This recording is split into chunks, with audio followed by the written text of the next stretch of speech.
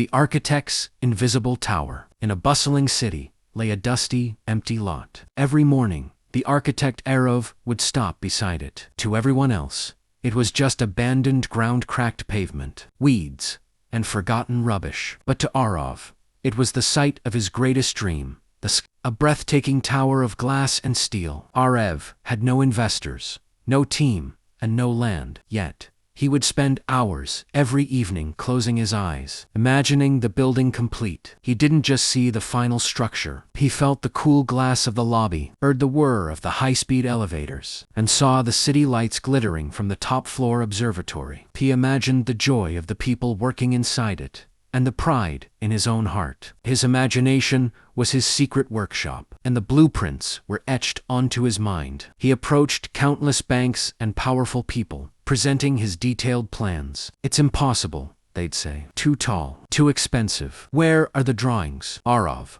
would point to the empty lot. "The drawings are here," he'd insist, tapping his head. "I can walk through every floor in my mind."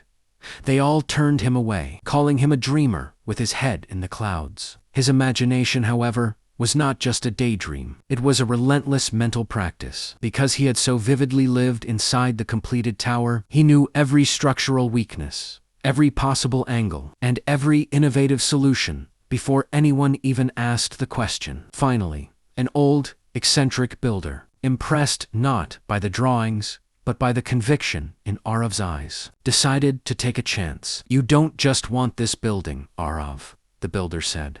"You know it already exists." The first few months were brutal, filled with technical challenges and new doubts. But every time a problem arose, Arov simply returned to his inner world. He would pause, close his eyes, and walk through his finished sky, finding the solution hidden in the perfectly imagined reality he had already created. Years later, the construction was complete. A sky pillar rose above the city, a wonder of modern engineering. People flocked to see it, and it became a symbol of the city's ambition. When a journalist asked Arov, "How did you manage to build this magnificent tower against all odds?" Arov smiled, looking at the gleaming glass. "I didn't build it then," he said. "I built it completely in my imagination.